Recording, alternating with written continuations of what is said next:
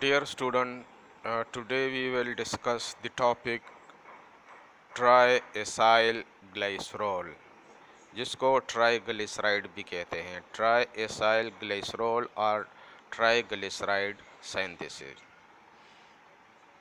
लेकिन उसको स्टार्ट करने से पहले थोड़ी सी उसके बारे में डिस्कशन कर लेते हैं कि ये जो हमारी बॉडी होती है उसमें ये तकरीबन 15 to 20% बॉडी वेट का जो है वो लिपिड होते हैं। ठीक है, यानी हमारी बॉडी का वेट जो है उसमें 15 to 20% लिपिड होते हैं। और जो लिपिड्स होते हैं ये 15 to 20%, इसमें जो है 85 to 90% ट्राइएसाइल ग्लिसरॉल होते हैं। बॉडी वेट का कितना हिस्सा लिपिड बनाते हैं? 15 to 20%। और 15 टू लिपिड्स और 15 to 20% जो लिपिड्स होते हैं उसमें 85 to 90% ट्राइएसाइल ग्लिसरॉल होते हैं। ठीक है, और ट्राइएसाइल ग्लिसरॉल को न्यूट्रल फैट भी कहते हैं। ठीक है, ये ट्राइएसाइल ग्लिसरॉल जो है ये एडिपोज टिश्यू में स्टोर होते हैं और सर्व करते हैं एज अ एनर्जी रिजर्वायर। ठीक है, ये एनर्जी सोर्स है फॉर द बॉडी। इसके अलावा इसका एक फंक्शन ये है कि ये एक्ट करते हैं as a insulating material. Insulating material means के to maintain the body temperature, body temperature को मेंटेन करते हैं। ठीक है, ये जो लिपिड्स हैं। ठीक है, और लिपिड्स में क्या होते हैं? 85 to 90% ट्राइएसाइल ग्लिसरॉल होते हैं। ये जो फैट्स हैं या लिपिड जिसे कहते हैं या ट्राइएसाइल ग्लिसरॉल जो है ये प्रीडोमिनेंट स्टोरेज फॉर्म होते हैं ऑफ एनर्जी। किस तरह predominant storage form of energy है? क्योंकि देखिए 1 ग्राम जो है 1 ग्राम ऑफ फैट्स, ठीक है, या लिपिड जो है वो प्रोड्यूस करते हैं 9 कैलोरीज एनर्जी। इससे 9 कैलोरीज एनर्जी प्रोड्यूस होते हैं। लेकिन जो कार्बोहाइड्रेट और प्रोटीन है उसके 1 ग्राम से 4 कैलोरीज ऑफ एनर्जी जो है वो प्रोड्यूस होती है। तो ये प्रीडोमिनेंट फॉर्म ऑफ एनर्जी है। ये थोड़ा सा जनरली वैसे मैंने लिखा था, मैंने कहा चलो डिस्कस कर लूँ। इसके बाद अब हम जो proper synthesis of triacyl glycerol है उसकी तरफ मूव करते हैं। तो ये जो ट्राइएसाइल ग्लिसरॉल है, ठीक है, या ट्राइग्लिसराइड की जो सिंथेसिस है ये जो है मेनली सिंथेसाइज होते हैं फ्रॉम ग्लिसरॉल और फ्रॉम ग्लूकोज।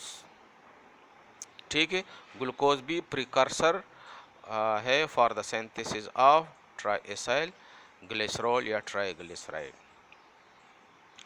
तो ये जो ग्लिसरॉल है ये लिवर में होते हैं और लिवर में ग्लिसरॉल और फैटी एसिड का एक्टिवेट होना लाजिमी है। ठीक है, पहले ग्लिसरॉल जो है ये एक्टिवेटेड फॉर्म में कन्वर्ट होगा फिर फर्दर प्रोसेस होगा। ग्लिसरॉल का एक्टिवेटेड फॉर्म क्या है? ग्लिसरॉल 3-फॉस्फेट। यानी ग्लिसरॉल जो है ये इनएक्टिव फॉर्म है, इसको एक्टिव बनाने के लिए ग्लिसरॉल को ग्लिसरॉल 3-फॉस्फेट में कन्वर्ट करना होगा। तो इसकी जो कन्वर्जन है वो लिवर में होती है। लिवर जो है ग्लिसरॉल को एक्टिवेट करते हैं, ठीक है, और कन्वर्ट करते हैं उसको ग्लिसरॉल 3-फॉस्फेट में। किस तरह करते हैं कि जो ग्लिसरॉल काइनेज एंजाइम है वो एक्ट करते हैं ग्लिसरॉल पे in the presence of ATP. ठीक है, तो एटीपी से एक फास्फोरस रिमूव हो जाता है और वो फास्फोरस अटैच हो जाते हैं ग्लिसरॉल के साथ पोजीशन नंबर 3 पे, तो इसको ग्लिसरॉल 3-फॉस्फेट कहते हैं। ठीक है, ये एक स्ट्रक्चर है ग्लिसरॉल का CH2OH CHOH CH2OH। ठीक है, ये ग्लिसरॉल का स्ट्रक्चर है। तो ये कार्बन नंबर 3 लास्ट नहीं है, इधर जो है ये फास्फेट अटैच हो जाता है, इसलिए ग्लिसरॉल 3-फॉस्फेट इसको कहते हैं। इसके अलावा जो है लिवर और एडिपोज टिश्यू में जो ग्लूकोज होते हैं ग्लाइकोलिसिस में आप लोगों ने पढ़ा है कि वो कन्वर्ट हो जाते हैं dihydroxy acetone phosphate DHAP dihydroxy acetone phosphate में।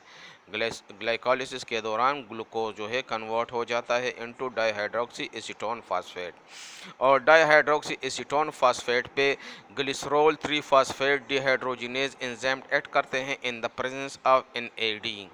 ठीक है, तो इससे जो है डाईहाइड्रोक्सी एसीटोन फास्फेट से जो है दो हाइड्रोजन रिमूव हो जाते हैं और वो ऐड हो जाते हैं NAD पॉजिटिव के साथ और कन्वर्ट हो जाते हैं इनटू NADH+H। ये दो H कहाँ से आ जाते हैं, ये DHAP डाईहाइड्रोक्सी एसीटोन फास्फेट से रिमूव हो जाते हैं, वो कन्वर्ट हो जाता है ग्लिसरॉल 3 फास्फेट में।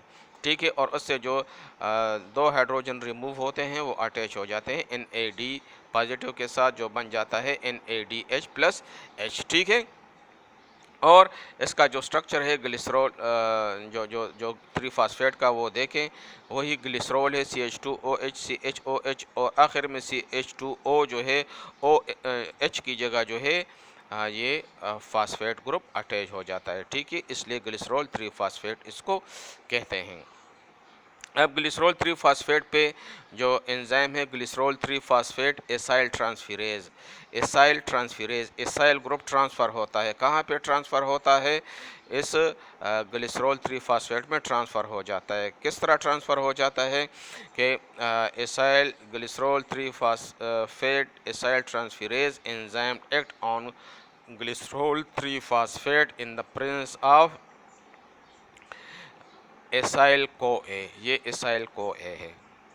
ठीक है, एसाइल को ए, तो क्या होता है कि ये जो एसाइल को ए के साथ एस को ए अटैच है, ये बॉन्ड ब्रेक हो जाता है, ये एस को यानी को एच जो है इससे रिमूव हो जाता है, और ये एसाइल ग्रुप जो है ये एसाइल ग्रुप ये इधर हाइड्रोजन की जगह अटैच हो जाते हैं। ठीक है, तो इससे बन जाता है लाइसोफॉस्फेटिडिक एसिड, लाइसोफॉस्फेटिडिक एसिड। ठीक है, और देखिए ये कार्बन नंबर 1 जो है ना, ये नंबर 1 जो है इसके साथ ये C डबल बॉन्ड OR1 यानी C डबल बॉन्ड OR1 जो है ये अटैच हो जाते हैं। ठीक है, और इसको क्या कहते हैं, लाइसोफॉस्फेटिडिक एसिड। अब लाइसोफॉस्फेटिडिक एसिड पे एसाइल ट्रांसफेरेज एंजाइम ऐड करते हैं इन द प्रेजेंस ऑफ एसाइल को ए।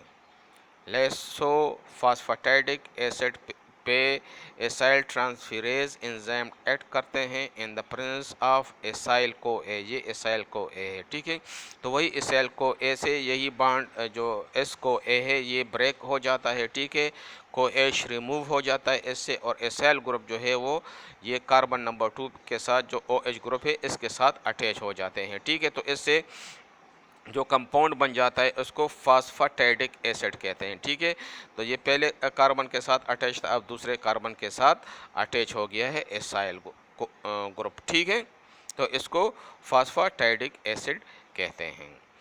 अब जो है फास्फेटिडिक एसिड पे फास्फेटेज एंजाइम ऐड करते हैं इन द प्रेजेंस ऑफ वाटर। जो फास्फेटिडिक एसिड है इसके साथ जो कार्बन नंबर 3 पे जो फास्फोरस ग्रुप है फास्फेट ग्रुप है, ठीक है, इसको रिमूव करते हैं। ठीक है, और इससे जो कंपाउंड बन जाता है उसको हम कहते हैं die acyl glycerol.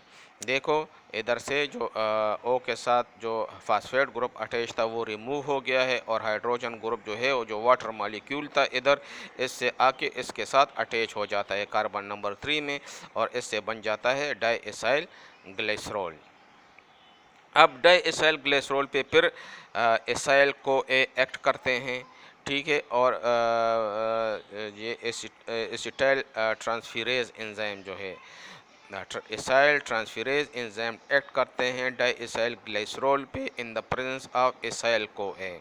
Acyl transferase enzyme act on di acyl glycerol in the presence of acyl CoA. ठीक है, तो एसाइल को ए से ये बॉन्ड जो है ना को एश का ये ब्रेक कर लेते हैं, को एश जो है वो रिमूव हो जाता है, और एसाइल ग्रुप जो है ये अटैच हो जाते हैं इधर हाइड्रोजन की जगह OH जो है ना, इधर जो कार्बन नंबर 3 के साथ OH अटैच है इससे ये हाइड्रोजन जो है ये रिमूव हो जाता है, और एसाइल ग्रुप इधर अटैच हो जाता है, तो बन जाता है ट्राई एसाइल ग्लिसरॉल, और ये उसका स्ट्रक्चर बन गया है। देखो कार्बन नंबर 3 के साथ एसाइल ग्रुप अटैच हो गया है। ठीक है, तो इसके अलावा ये जो फास्फेटिक एसिड है ना, इससे डायरेक्ट फिर फास्फोलिपिड भी बन सकते हैं। फास्फेटिक एसिड जो है ये कन्वर्ट हो सकता है इनटू फास्फोलिपिड। इसके अलावा जो डाइएसाइल ग्लिसरॉल है ये भी कन्वर्ट हो सकता है इनटू फास्फोलिपिड। ठीक है, डाइएसाइल ग्लिसरॉल फास्फोलिपिड सिंथेसाइज कर सकते हैं। फास्फेटिक एसिड जो है वो फास्फोलिपिड सिंथेसाइज कर सकते हैं। ठीक है, इसके अलावा फास्फेटिक एसिड और डाइएसाइल ग्लिसरॉल जो है वो ट्राइएसाइल ग्लिसरॉल की सिंथेसिस भी कर सकते हैं। दोबारा, फास्फेटिक एसिड जो है ये सिंथेसाइज कर सकते हैं फास्फोलिपिड। डाइएसाइल ग्लिसरॉल जो है वो भी फास्फोलिपिड को सिंथेसाइज कर सकते हैं, लेकिन फास्फेटिक एसिड और डाइग्लिसरॉल जो है वो ट्राइएसाइल ग्लिसरॉल को भी सिंथेसाइज कर सकते हैं। ठीक है, ये जो ग्लूकोज़ के बारे में मैंने अभी बताया है, तो ग्लूकोज जो है ग्लाइकोलिसिस के दौरान हाइड्रोक्सी एसीटोन फास्फेट में जो कन्वर्ट होता है, फिर वो एक्टिवेटेड फॉर्म ऑफ ग्लिसरॉल बनाता है। देखो ये ग्लिसरॉल बन गया, ठीक है ना। तो ग्लिसरॉल जो है वो फर्दर फिर कन्वर्ट हो जाते हैं लाइसोफॉस्फेटिक एसिड में। लेकिन अगर डाईहाइड्रोक्सी एसीटोन जो है वो कन्वर्ट नहीं हो रहा है ग्लिसरॉल 3 फास्फेट में, तो डाईहाइड्रोक्सी एसीटोन फास्फेट पर कन्वर्ट हो जाता है 1 acyl dihydroxy acetone phosphate. 1 acyl dihydroxy acetone phosphate.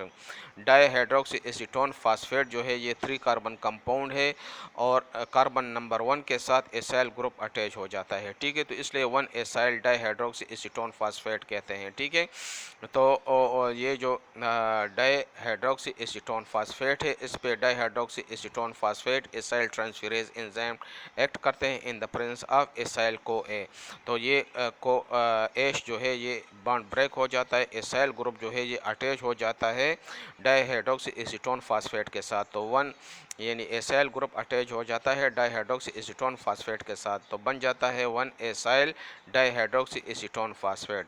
1 इसलिए कहते हैं कि इसमें 3 कार्बन होते हैं, तो कार्बन नंबर 1 के साथ एसाइल ग्रुप अटैच हो जाता है। ठीक है, तो जब 1 एसाइल डाईहाइड्रोक्सी एसीटोन फास्फेट बन जाता है, तो फिर इस पे एंजाइम है 1 acyl dihydroxy acetone phosphate reductase enzyme act करते हैं।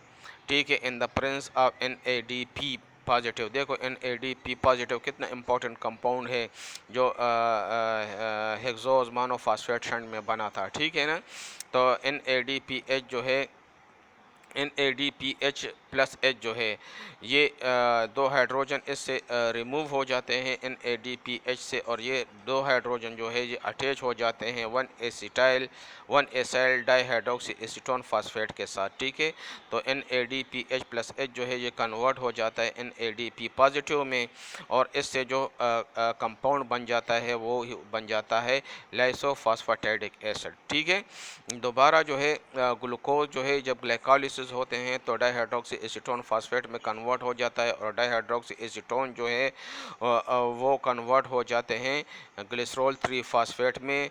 जब ग्लिसरॉल 3 फास्फेट डिहाइड्रोजनेज एंजाइम इस पे एक्ट करते हैं इन द प्रेजेंस ऑफ NAD। ठीक है, इसके अलावा अगर ये डाईहाइड्रोक्सी एसीटोन जो है ये कन्वर्ट नहीं हो रहा है ग्लिसरॉल 3 फास्फेट में, तो डाईहाइड्रोक्सी एसीटोन फास्फेट पे जो है dihydroxy acetone phosphate acyl transferase enzyme act करते हैं इन the presence of acyl CoA. Acyl को ए से को एच जो है रिमूव हो जाता है, ये बॉन्ड ब्रेक हो जाता है, और एसाइल ग्रुप जो है कार्बन नंबर 1 के साथ ऑफ डाईहाइड्रोक्सी एसीटोन फास्फेट के साथ अटैच हो जाता है। तो इससे बन जाता है 1 एसाइल डाईहाइड्रोक्सी एसीटोन फास्फेट। फिर 1 एसाइल डाईहाइड्रोक्सी एसीटोन फास्फेट पे 1 acyl dihydroxy acetone phosphate reductase enzyme act करते हैं इन the presence of NADPH plus H। ठीक है, तो NADPH प्लस H जो है ये कन्वर्ट हो जाते हैं NADP पॉजिटिव में, और इससे जो 2 हाइड्रोजन रिमूव हो जाते हैं ये 2 हाइड्रोजन ऐड हो जाते हैं 1 एसाइल डाईहाइड्रोक्सी एसीटोन फास्फेट में। ठीक है, और इससे जो बन जाता है वो है लाइसो फास्फेटिक एसिड, और फिर वही प्रोसेस मैंने एक्सप्लेन कर लिया है, वही सारा प्रोसेस फिर होता है। तो मुझे उम्मीद है कि आप लोगों को ये समझ आ गया होगा, लेकिन फिर भी अगर कोई प्रॉब्लम है तो आप पूछ सकते हैं। Okay, thank you.